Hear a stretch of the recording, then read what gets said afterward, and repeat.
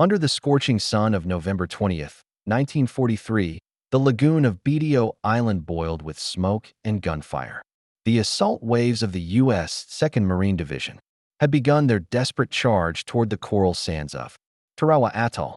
What awaited them was unlike anything the Pacific War had yet revealed, a fortress no bigger than a few football fields, yet bristling with bunkers, artillery, and fanatical defenders. From the decks of landing craft, Marines could see the low green island ahead, veiled by drifting smoke. The tide had betrayed them. Landing craft grounded on reefs hundreds of yards offshore, forcing men to wade waist-deep through murderous crossfire. Bullets hissed and snapped the water into fountains of blood. The Japanese defenders watched through rangefinders, astonished that the Americans continued advancing through open water without hesitation. To them, it seemed suicidal, but the Marines kept moving, shoulder to shoulder, refusing to break formation. The defenders of Tarawa were elite. Nearly 4,800 Japanese and Korean troops of the Special Naval Landing Force, commanded by Rear Admiral Keiji Shibasaki, had turned the island into a maze of concrete, steel, and coral. They believed no army in the world could take it in less than 100 years. Their bunkers were buried in coral and reinforced with coconut logs, their machine guns zeroed in with mathematical precision. Each approach lane to the island was pre-registered for artillery fire. The Japanese were masters of defense, but they underestimated the grim resolve of the men now coming ashore. These were battle-hardened Marines from Guadalcanal, equipped with flamethrowers, demolition packs, and an iron will that matched the enemy's fanaticism. As the first wave hit the reef, chaos erupted. Landing craft drifted, jammed, and exploded. Officers shouted over the roar of engines and the crack of Japanese 75mm guns. Marines leapt into the water, rifles above their heads, trudging through surf laced with corpses and shattered equipment. Radio operators struggled to call for air support, but frequencies were jammed or drowned by static. In one corner of the island, a platoon commander saw his men pinned down behind a sand ridge, their numbers dwindling by the minute. He ordered a charge, and miraculously, they made it 10 yards forward. Then another 10. Inch by inch, the line moved. Watching from command posts, Japanese officers could not comprehend how these men, drenched, disoriented, and leaderless, still advanced. For the Marines, retreat was not an option. The sea behind them was filled with wrecks, the coral flats choked with the dying and the dead. Forward was the only direction left. They fought from shell hole to shell hole, sometimes only a few yards apart from Japanese bunkers. Grenades exploded at point-blank range, filling the air with coral dust. The heat was suffocating. Blood mingled with salt water. But every Marine who fell was replaced by another crawling forward. The Japanese machine gunners reported to their command that the enemy had been annihilated. Yet still, new silhouettes appeared through the smoke. By afternoon, Tarawa looked like a vision of hell. The entire island, only 2 miles long, was engulfed in fire. Naval gunfire from offshore battleships pounded the defenses, but even direct hits seemed useless. Many Japanese positions were buried too deep to be destroyed. Marines found themselves facing pillboxes untouched by bombardment, the defenders firing relentlessly even as flames closed in around them. Snipers hid among wrecked palm trees, picking off medics and radio men. Yet the American line did not collapse. Wounded Marines propped themselves against the sand, firing until their ammunition was gone. "We were fighting for every palm tree," one veteran later recalled. Rear Admiral Shibasaki, confident that no invader could survive, declared that the Americans would be thrown back into the sea. But by nightfall, his radio operators reported something unexpected. The Marines were still there. Entire landing waves had been shredded, yet small groups held beachheads barely 100 yards deep. They were encircled, low on ammunition, and unable to evacuate their wounded, but they refused to yield. Japanese commandos attempted counterattacks under the cover of darkness, slipping through the debris. They expected the Marines to panic. Instead, they met silent figures crouched in the sand, rifles ready, bayonets fixed. The counterattack was cut down in seconds. By the morning of November 21st, the defenders realized they were facing an enemy unlike any they had fought before. The Americans were methodical, relentless, and disturbingly calm under fire. Even isolated squads operated with cohesion, using hand signals, covering fire, and demolitions to clear bunkers one by one. When an officer fell, the next man simply took command. The Japanese had been trained to exploit chaos. Now, they found none. Every Marine seemed to know the mission: hold ground, push forward, and survive until reinforcement. The geography of Tarawa was cruelly deceptive. From above, it looked like paradise: turquoise waters, white beaches, and palms swaying in the heat. On the ground, it was a killing field. Coral ridges funneled men into narrow lanes where every step was under fire. The Marines used debris as cover, dragging bodies, broken boats, and ammunition crates into makeshift barricades. Some crawled beneath wrecked amphibious tractors to shield themselves from snipers. The island's air was thick with smoke and the stench of burning flesh. Yet morale held. A chaplain moved from foxhole to foxhole, giving last rites to the fallen and encouragement to the living. Japanese officers, observing through periscopes of half-buried command bunkers, were stunned to see American flags rising from craters only yards from their front line. They ordered suicide charges, but these too were repelled. The Marines' fire discipline was ruthless. Machine guns and bars cut down entire waves before they reached the beach. The defenders began to grasp the scale of American naval power. Overhead, dive bombers screamed down, releasing bombs with surgical precision. Offshore, battleships unleashed salvos that shook the ground like earthquakes. Yet the true weapon wasn't firepower. It was the sheer determination of the men holding their ground. By the end of the second day, Tarawa had become a charnel house. Hundreds of Marines lay dead across the beach, and nearly all the landing craft were destroyed. But still the line held, a thin strip of sand that refused to give way. Reinforcements finally reached the island, bringing water, ammunition, and a flicker of hope. The Japanese commandos, trapped in their labyrinth of trenches, could hear the distant rumble of tanks being offloaded. They realized the unthinkable: the Americans had survived the first night. Shibasaki himself was killed when a naval shell struck his headquarters, cutting off all coordination. Yet, even leaderless, the defenders continued to fight. Unable to believe the enemy still stood as dusk settled on the second day, smoke rolled low over the shattered island. The ocean glowed orange from burning wrecks. Both sides were exhausted, running on willpower alone. Somewhere amid the ruin, a Marine sergeant turned to his squad and whispered, "We hold here, no matter what comes." Those words spread like wildfire through the ranks, carried from trench to trench. On Tarawa, the Americans had no room to retreat, no safe ground. So they created their OWNTHBY the Third Dawn. As the sun rose over the lagoon, the Japanese survivors faced an unbearable truth. Their counterattacks had failed, their lines had collapsed, and the Marines still stood where they had landed.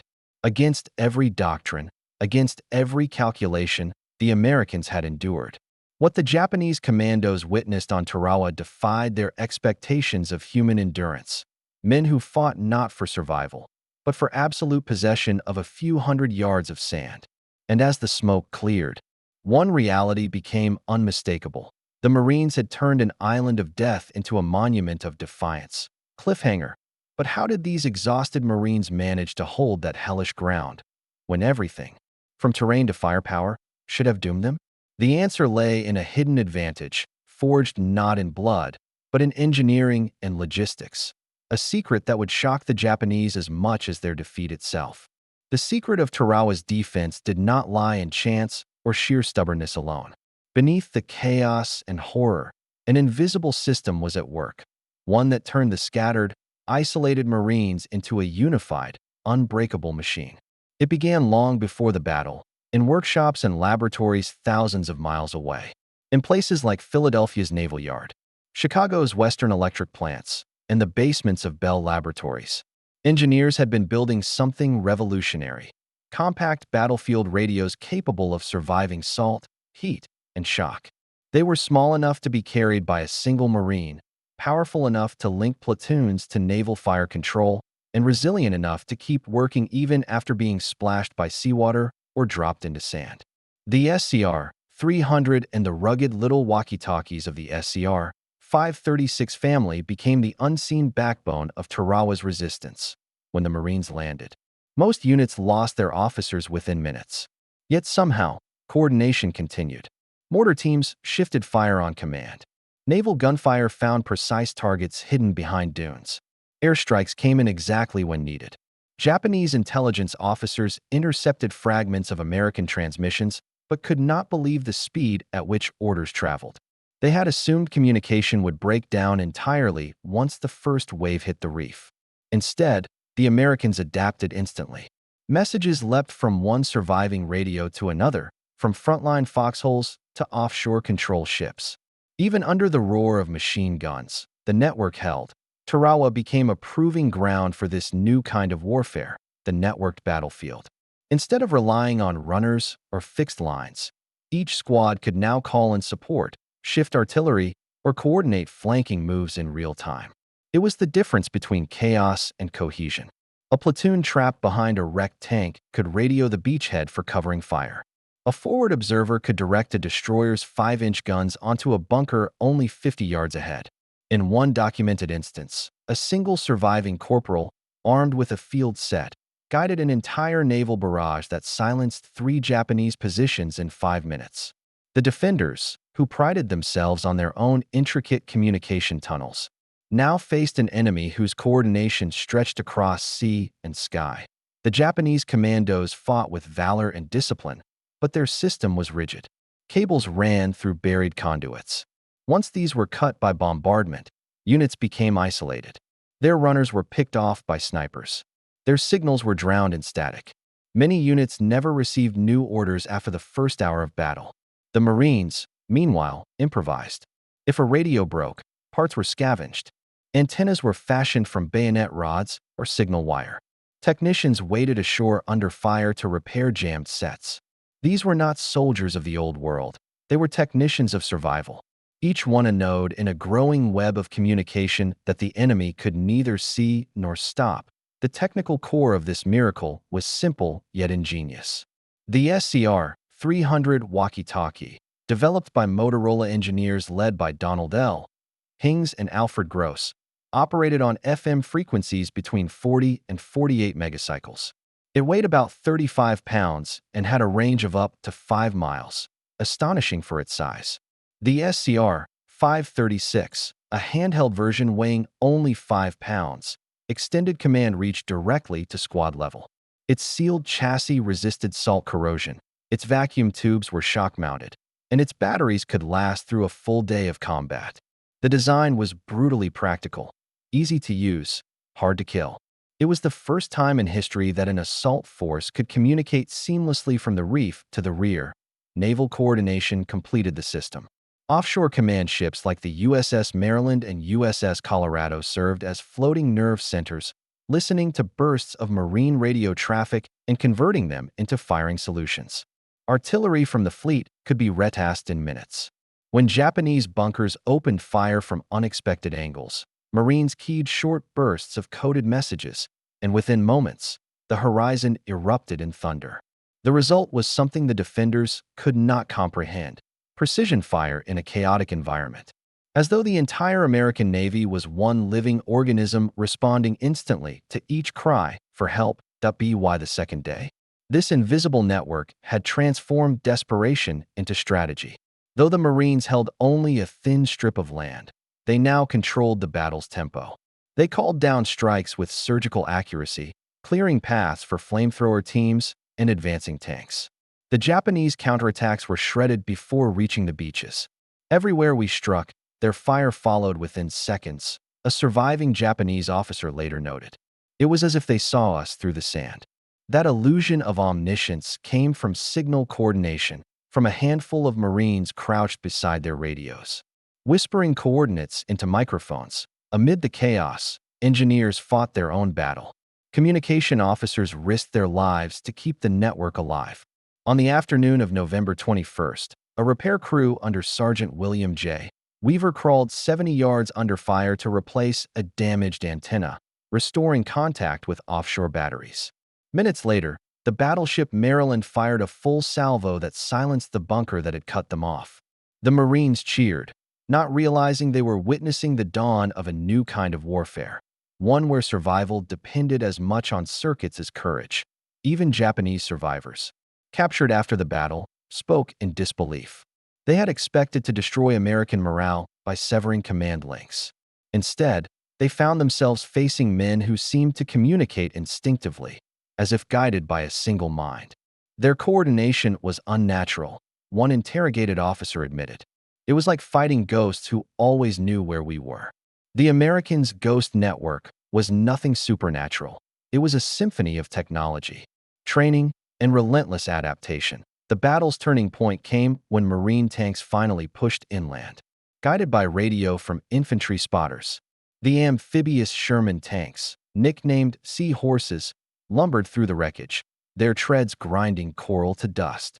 Each move was directed by radio, tank commanders listening to frontline reports, adjusting angles and fire patterns in seconds.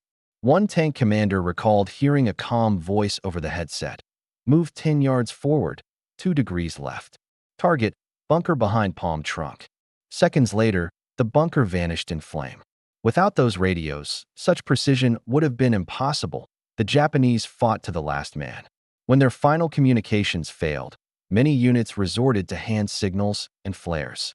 American units interpreted the silence as a sign of collapse. They pushed forward, each step coordinated by an unseen network humming through the static. Tarawa's beaches were now littered with shattered radios, empty ammunition boxes, and the remnants of an empire's faith in fortification. The defenders had prepared for every weapon except information itself. By the time the island was secured, 1,000 Marines lay dead and twice as many were wounded. But they had proven something that would echo across every Pacific campaign that followed. Coordination could win battles where brute strength failed. The SCR sets became standard across the Corps, their lessons refined for the Saipan and Peleliu landings. Engineers noted every failure, waterlogged batteries, corroded connectors, overheated tubes, and fixed them before the next assault. Each iteration made the system stronger. The Marines' ability to hold ground under impossible conditions had not been a miracle. It had been engineered. The Japanese commandos who survived Tarawa carried home a haunting message. The Americans had turned technology into instinct. They fought as one body, one pulse, one purpose. In Tokyo's war rooms, analysts dismissed this as exaggeration, until the same pattern repeated across the Central Pacific. From Tarawa onward, Japanese planners began to fear not just American firepower, but also their unbreakable cohesion. What they could not see was that the secret to that cohesion fit into a single Marine's backpack. Cliffhanger. Tarawa was only the beginning. As the war surged westward, the implications of that invisible network spread across every island and ocean. But what truly broke Japan's spirit wasn't just technology. It was the psychological shift that followed. A revelation that would redefine the very nature of modern warfare. The aftermath of Tarawa echoed far beyond its beaches. In just 76 hours, an island fortress that had been declared impregnable had fallen, and the world took notice. American commanders saw in the battle both tragedy and transformation. The cost had been horrific: 1,009 Marines dead, 2,101 wounded, but the lessons learned reshaped how the United States waged war. For the Japanese, the psychological wound cut deeper. The Imperial commandos who had sworn to die to the last man had watched an enemy hold ground that should have swallowed them whole. To them, it felt as if they had fought not men, but machines powered by an unseen will. In post-war interrogations, captured officers described Tarawa as the day the tide turned, when they realized American soldiers did not just fight, they endured. What the Japanese could not grasp at first was how discipline, communication, and morale had fused into a single unstoppable weapon. For every Marine who fell, another stepped into his place, seamlessly continuing the mission. The hidden network built by engineers and technicians had done more than transmit orders. It had transmitted belief. Across radios, voices of calm authority reminded isolated squads that reinforcements were coming, that air cover was overhead, and that they were not alone. In the vacuum of chaos, that belief was everything. Psychologists later noted that morale on Tarawa held steady despite catastrophic losses, a statistical anomaly that baffled analysts. The explanation lay not in superstition, but in design. Radios carried not only coordinates, but also courage. For the engineers back home, Tarawa became Bota, triumph, and a burden. Reports poured in. Damaged sets that still functioned. Tubes that glowed even after direct hits. And circuits repaired with scavenged wire. At the Signal Corps laboratories, technicians analyzed every piece returned from the island. They built improved waterproof casings, refined frequency crystals, and added quick-swap batteries. Each improvement was a tribute to the men who had depended on those radios amid fire and sand. In Detroit, at factories that once built car parts, workers began producing components for field sets at a furious pace. On assembly lines, women soldered connectors and calibrated dials with precision born of patriotism. These were the invisible soldiers of Tarawa, the ones who ensured that the next island invasion would run on clearer signals and faster coordination. Strategically, the victory marked a new phase in the Pacific Campaign. Tarawa had proven that the United States could seize fortified islands, no matter the defenses. But it also revealed how costly that process would be without absolute control of communication. General Holland M. Smith and Admiral Chester Nimitz both demanded deeper integration between Navy and Marine Corps signal systems. Within months, an entire doctrine emerged, a doctrine that treated communication as a weapon equal to artillery or armor. Field manuals were rewritten. Training schools began producing radio operators as elite specialists, teaching encryption, field repair, and frequency discipline. On every ship, radiomen drilled with Marines to perfect the rhythm of coordination. The next time they landed, at Kwajalein, Saipan, and Iwo Jima, the system functioned with machine-like precision that on the Japanese side, Tarawa sowed seeds of dread. In diaries later recovered from the Gilberts, officers wrote of the Americans' inhuman persistence. They had believed that breaking communication would break morale. But even isolated Marines continued to fight as if guided by invisible orders. Rumors spread among the garrisons across the Central Pacific that the Americans had found a way to link every mind on the battlefield, that they were guided by machines that could see through smoke. It was not true, of course, but psychologically devastating. Fear of American coordination became as potent as fear of their bombs. Commanders demanded countermeasures, ordering the construction of deeper tunnels, thicker cables, and more redundant communication lines. None of it would matter as the island-hopping campaign progressed. The lessons of Tarawa hardened into habit. Radios were guarded as carefully as rifles. Signalmen became linchpins of survival, often targeted first by Japanese snipers who had learned their importance. In return, Marine units began disguising their antennas, rotating frequencies, and spreading messages across multiple sets. The battlefield became a living organism of signals, invisible veins of coordination pulsing through jungle, coral, and ocean. This was the birth of network-centric warfare decades before the term existed. It turned chaos into choreography, transforming scattered companies into synchronized instruments of destruction. Yet even as technology advanced, the human element remained the core. On Tarawa and every island after, Marines proved that courage and communication were inseparable. Many of those who had fought there carried psychological scars long after the war. Survivors recalled the stench of decay, the endless ringing in their ears, and the images of friends buried in the sand. Yet when they spoke of what sustained them, it was never glory or vengeance. It was connection. The voice on the radio. The sound of another human answering in the dark. That thin thread of contact kept fear from becoming despair at WWII war's end. Historians looking back at Tarawa saw more than a bloody victory. They saw the blueprint for a new kind of army, one where leadership flowed through every rank, and information traveled faster than fear. The U.S. Strategic Bombing Survey noted that Japanese morale declined sharply after the Gilbert campaign, correlating directly with their inability to predict or disrupt Allied coordination. For the first time, Japan's commanders faced an opponent who adapted faster than they could respond. The psychological advantage shifted irreversibly in the decades that followed. The legacy of Tarawa's radios evolved into doctrine.